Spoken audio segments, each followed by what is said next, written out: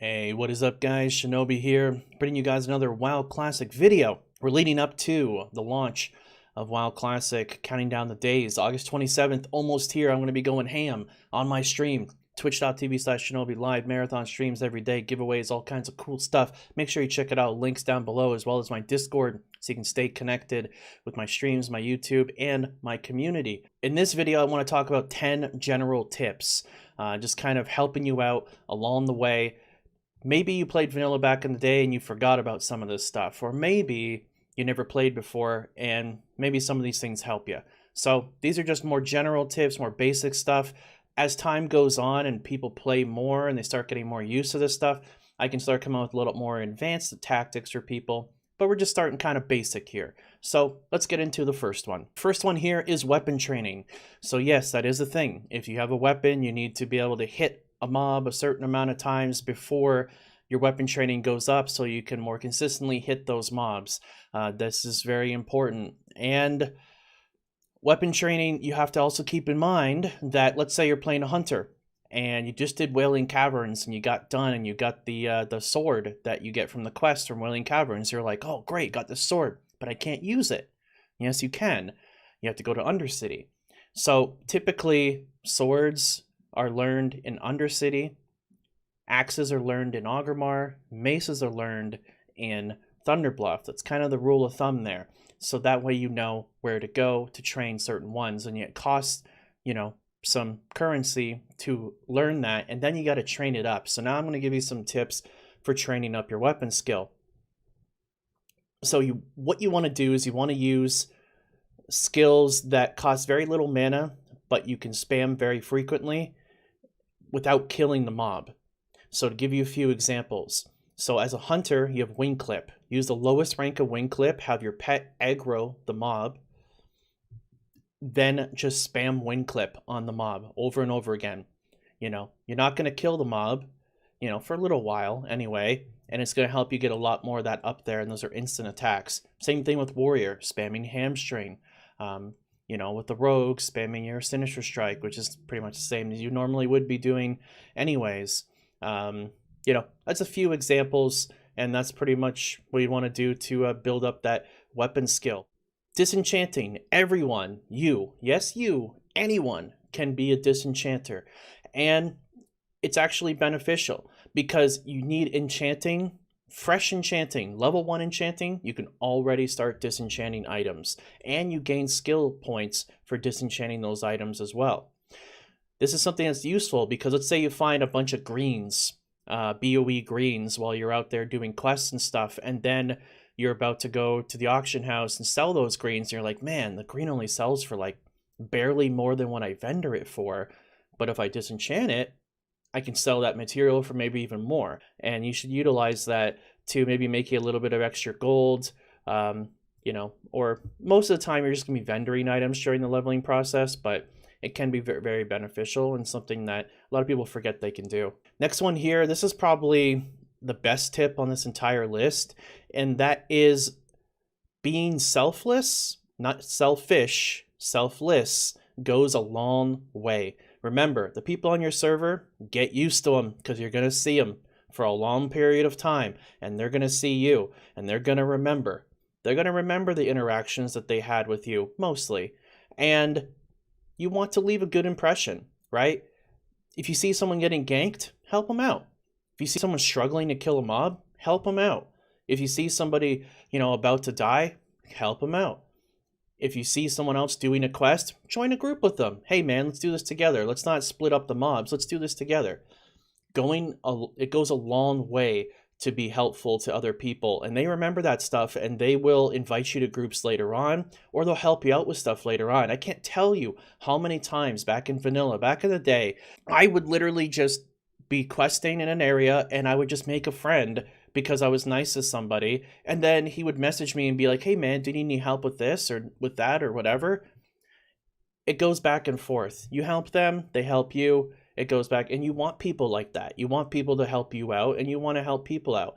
It's super, super crucial. Sometimes I'll just do something nice just to do something nice and not expect anything in return, and that's how you should kind of go about it, is don't really do it to expect anything in return, but You know, you build a good reputation, you build a good relationship with the people around you, and they remember that stuff. So keep that in mind. Coming in next is first aid. First aid is something that all classes should grab during the leveling process because it doesn't count as a primary profession, it is a secondary profession. So everybody can grab first aid and still have your main professions. So first aid is quite nice because it saves you mana from healing yourself. It saves you food from eating to heal back up if you're a rogue or something like that. First aid is super useful on every single class, can save you a lot of time, and it's also really useful in raids as well. Help the healer out. You know, if you're a hunter and you're getting low in health, bandage back up to full. Don't just sit there and wait for a heal. First aid should be something that everybody utilizes because it's really nice. And first aid also heals you very quickly too.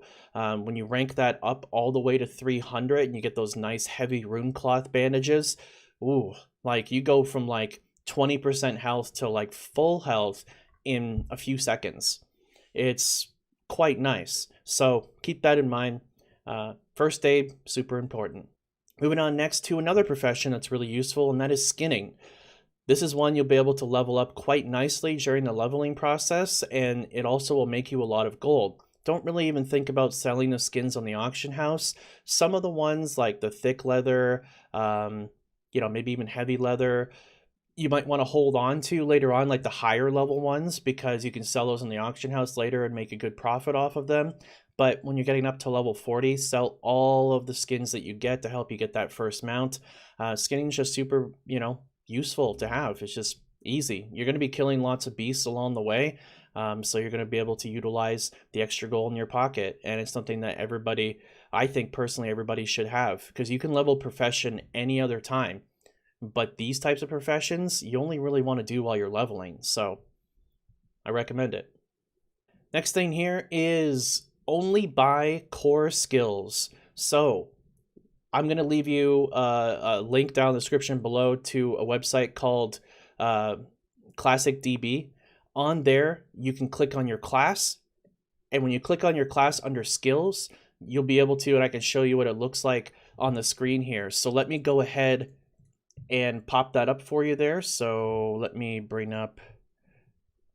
So what you're going to want to do is you're going to want to focus on only buying the skills that matter during the leveling process. Now you can get every skill rank 1. It's a general rule of thumb.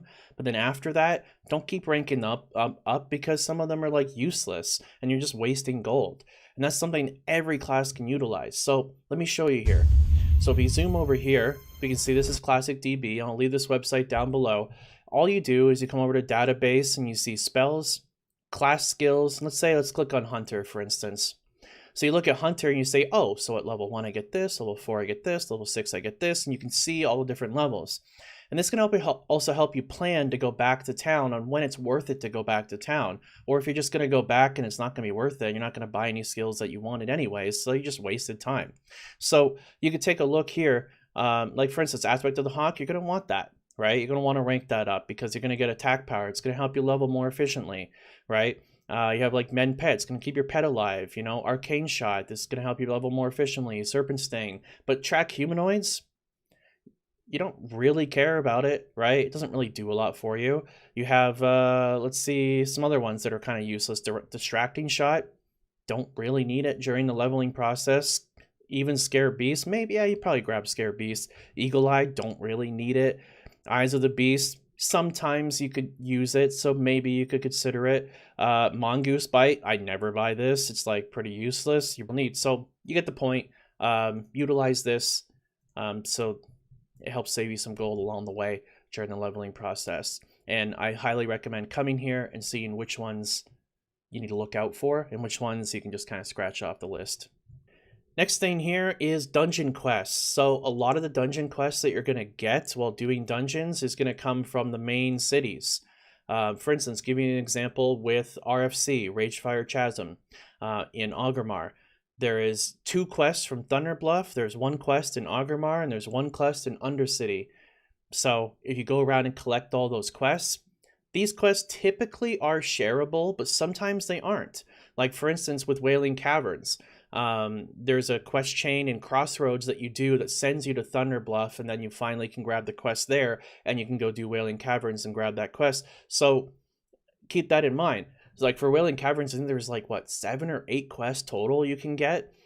So these things help a lot with XP. And yeah, I mean, one quest XP thing in general that's really good is with Wailing Caverns. After you complete the entire thing, you do the Murloc event. When you do the Escort event, he drops a little like glimmering shard or whatever. You take it to Ratchet, and then you get XP there. You take it back over by Wailing Caverns on top of the mountain. You get XP there. Then you have to go all the way to Thunder Bluff, and you turn it in. You get Shoulders.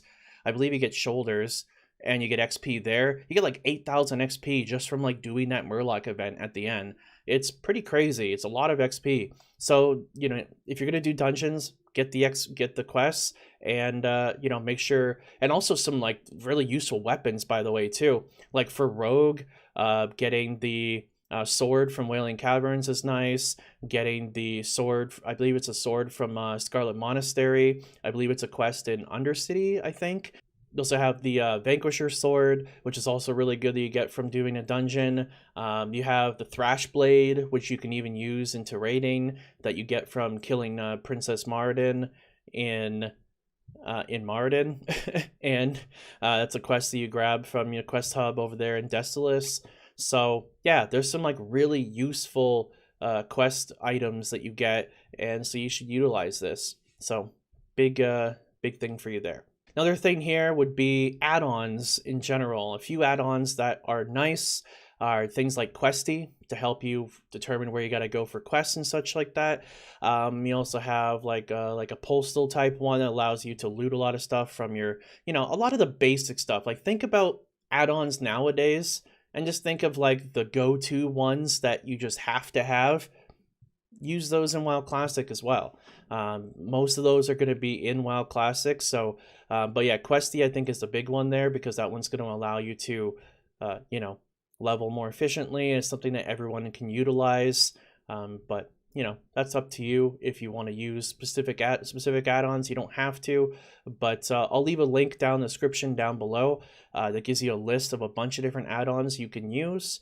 And on top of that, you can actually set up your add-ons in your World of Warcraft folder right now, and you can put all those add-ons in there that you want to use for the launch day, and you can have those ready to go as soon as Classic comes up. So yeah, check out the website down below, download the add-ons that are useful for you. Next up here is a very general thing, but auto attacking and wanding. Do not spend excessive mana. You're going to be wasting so much time sitting and drinking because you just had to maximize your DPS. It's not about maximizing your DPS during the leveling process or during most of the game, to be honest. It's about being efficient. It's about using your mana efficiently. So keep that in mind. Yeah, auto attack some more. Let your mana regen. Let those ticks come up, you know. Then, you know, use mana. My general rule of thumb is I don't like to be below 50% mana on whatever class that I'm playing, and I will generally just try to stay above that the whole time, because you want to have mana just in case things happen. Too many mobs get pulled. Oh no, I need to have that mana to be able to heal or whatever, or to do some burst damage to kill some mobs before they kill me. So keep that in mind. Kind of, mana is one of those things where it's like, it's better to have it and not need it than need it and not have it. So auto attack, wand, those are your friends. Next up here, and the very last one, is one of my favorite things in WoW Classic, and that is Noggenfogger Elixir. When you go to Tanaris, you'll do a quest chain that'll eventually send you to the Hinterlands, I believe, and then back to Tanaris in Gadgetzan, and you will be able to get these elixirs from the vendor that you can just buy as many as you want. And what they do is they have 3 different effects on them. One that turns you into an undead that allows you to, you know, look cool, but also allows you to breathe underwater, which can be useful. And you also have the other one that gives you a slow fall effect, so it can be really useful as we don't have goblin gliders or flying in WoW Classic. So having a slow fall whenever you need it is quite useful. And then on top of that, the final thing is you have the smaller one. It makes you smaller.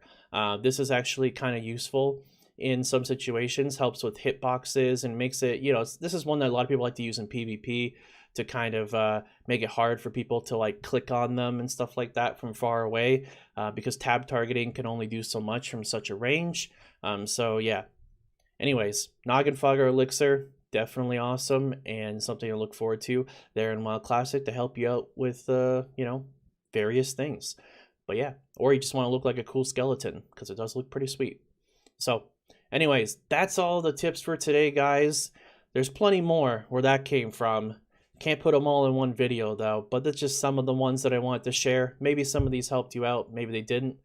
Hey, either way, it's cool. I put that out there, and if you guys need it, then cool. If not, it's whatever. So that's it for today, guys. I will see you guys in the next video, or my next live stream, or in Azeroth. Till then, my name is Shinobi, and thanks for watching.